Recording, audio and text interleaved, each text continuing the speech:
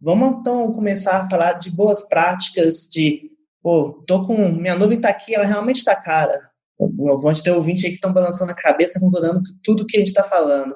Então, o que fazer, né? Onde atacar primeiro?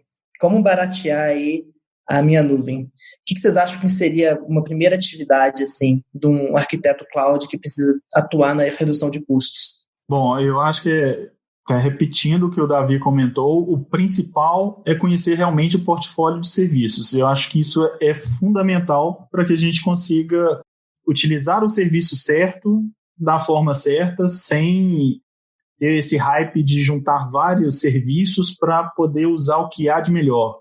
É usar realmente o necessário e o serviço correto para isso.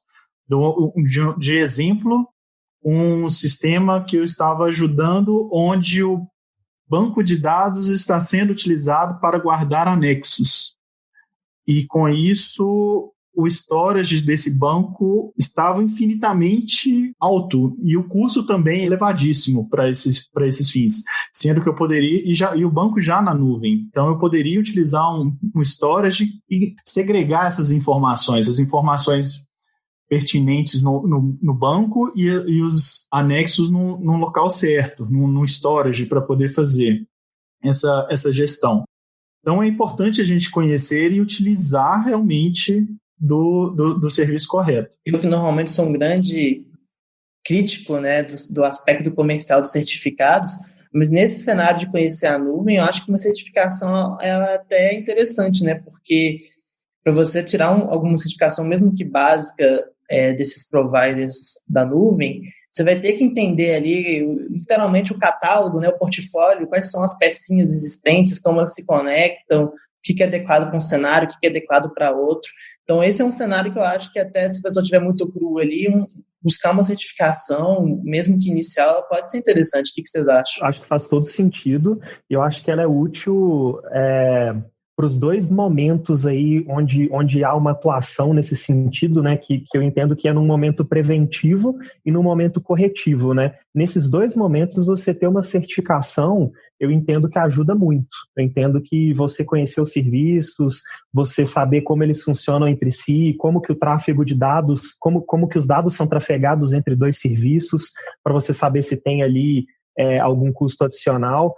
Mas eu entendo que no momento corretivo, né, que é o momento onde você já tem uma estrutura, um desenho de arquitetura posto, né, você já tem um custo alto feito, consolidado, eu entendo que a principal ferramenta que vai ser útil para você vai ser o monitoramento. Porque nesse momento, muitas vezes, você está cego. Você sabe que a sua fatura está cara, mas você não sabe onde e não sabe por quê. Então, assim, aconteceu várias vezes comigo de chegar em situações assim, e normalmente as pessoas estão cegas, e normalmente o passo mais simples é você colocar lá um monitoramento em cima das suas instâncias lá, dos seus containers Docker, do seu banco de dados, onde você acha que está o seu custo maior, né? Você pode usar até as suas próprias ferramentas de análise de custo das próprias plataformas, e você entendendo que, cara, o meu SES, por exemplo, da AWS, né, os meus containers Docker aqui estão subutilizados. Eles estão batendo aqui picos de 8% de CPU. Então já te é um indicativo de que ou eu tenho containers demais alocados e eu tenho um problema no meu auto-scaling, ou o tamanho unitário do meu container está grande demais. Então eu tenho um problema de dimensionamento mínimo ali do meu recurso. E aí você extrapola isso para storage, para S3, enfim. Mas eu entendo que no momento corretivo, a sua principal ferramenta, talvez até antes de conhecer o que a plataforma oferece, é você ver, né? Porque você vai estar cego, você precisa enxergar, e aí você enxergando, aí você conhecer o que está à disposição te ajuda a ter uma ação corretiva ali em cima.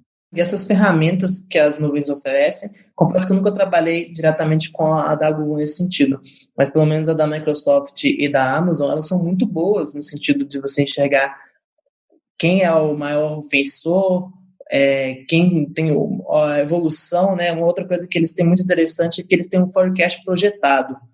Então, baseado, por exemplo, no aumento que alguns recursos seus estão tendo nos últimos meses, você consegue projetar esse custo até o final do ano.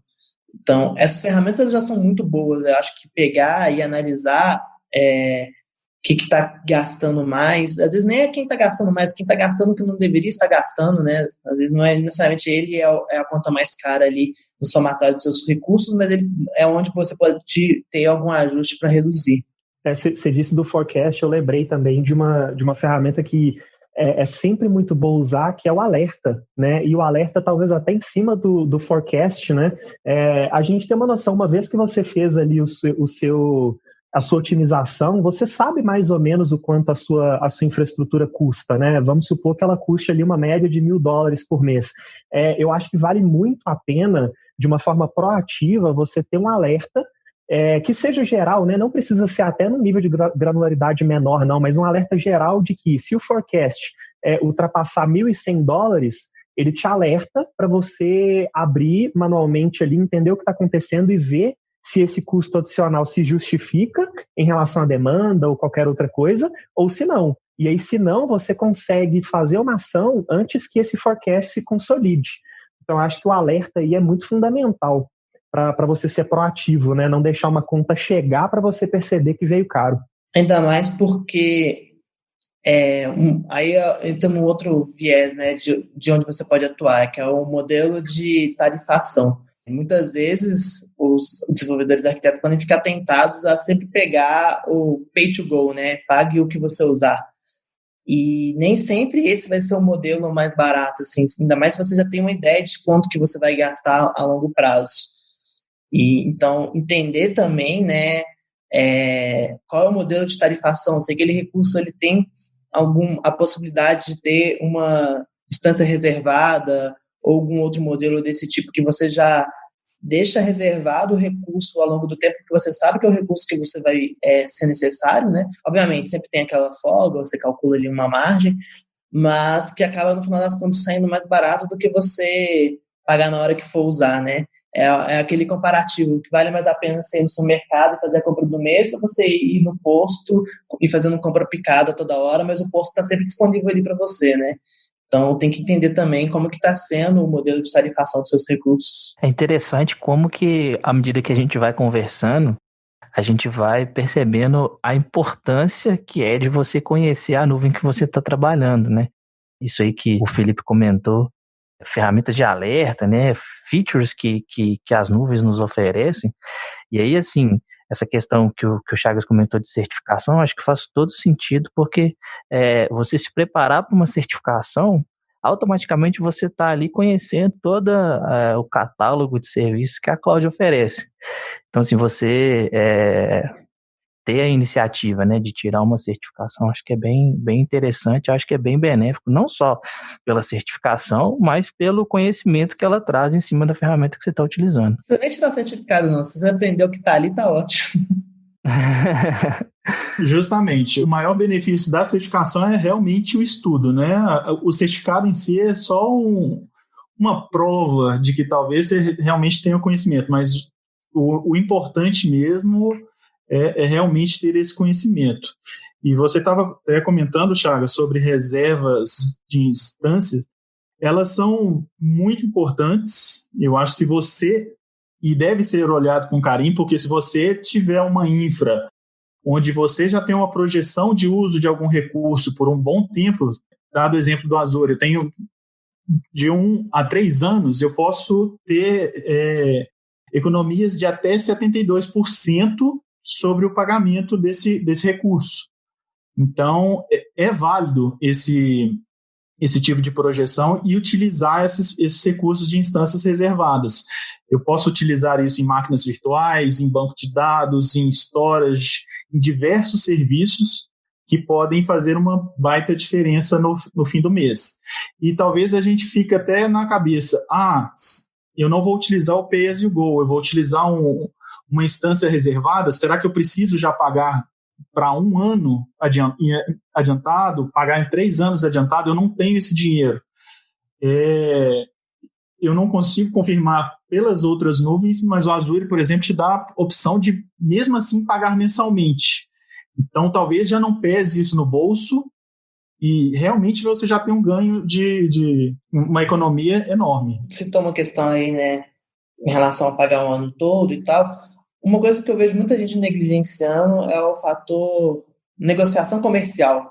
Então, principalmente quando você está numa empresa de porte maior, essas empresas elas conseguem estabelecer uma relação de negócio com tarifas mais atrativas do que a tabela padrão que está lá no site, seja da AWS, e da Azure ou até da Google.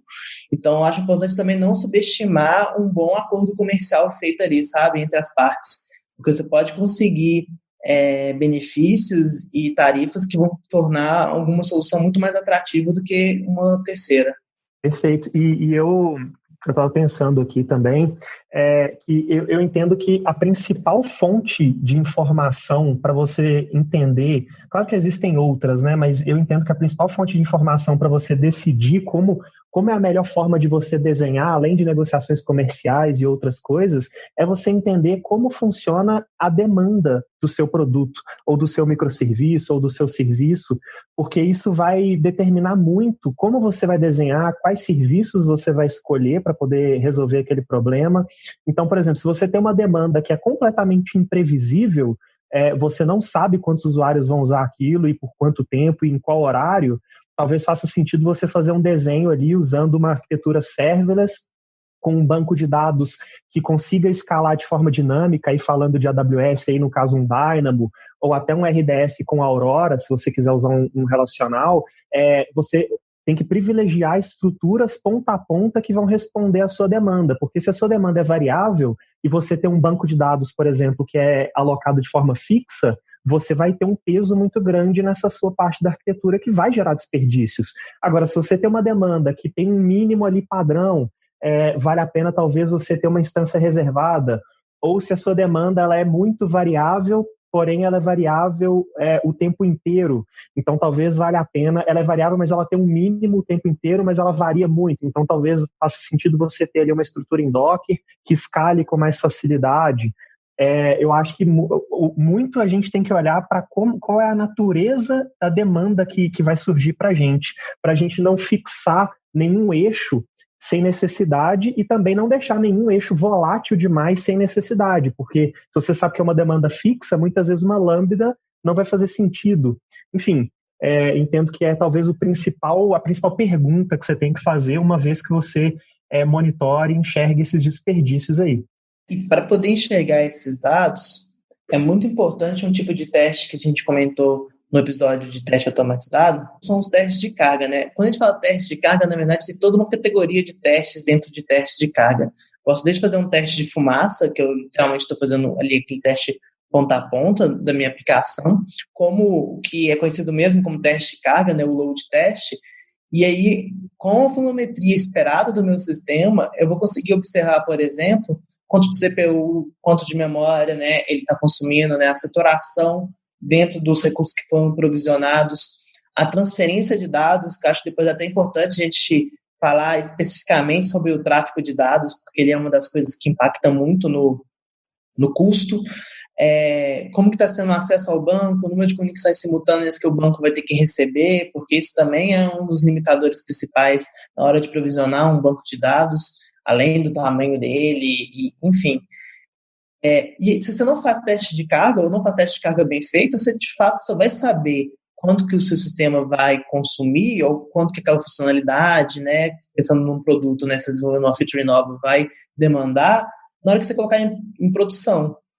Então, é muito importante já saber de antemão, né, qual que vai ser o tamanho que precisa subir a produção. Aproveitando aí que eu citei a questão do tráfego, né, de informações, a maior parte dessas nuvens, elas são muito boazinhas, elas não te cobram para você jogar dados para dentro delas, mas o contrário não é verdade. Para você buscar esses dados, existe um tipo de cobrança, né?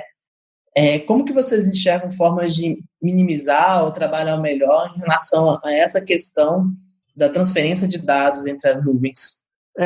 Eu acho que aí a gente tem que se aproveitar muito, a gente tem que ser muito cuidadoso com filtros, né, com trazer só o que você precisa mesmo de fato. É claro que se esses dados forem trafegar ali dentro da própria nuvem, você acho que pode ser até um pouco mais permissivo com esse volume, mas, por exemplo, se você for fazer isso entre regiões, isso já começa a ficar caro, então já vale a pena você trafegar só o que é necessário. Então, se você tem algum relatório muito grande, vale a pena talvez você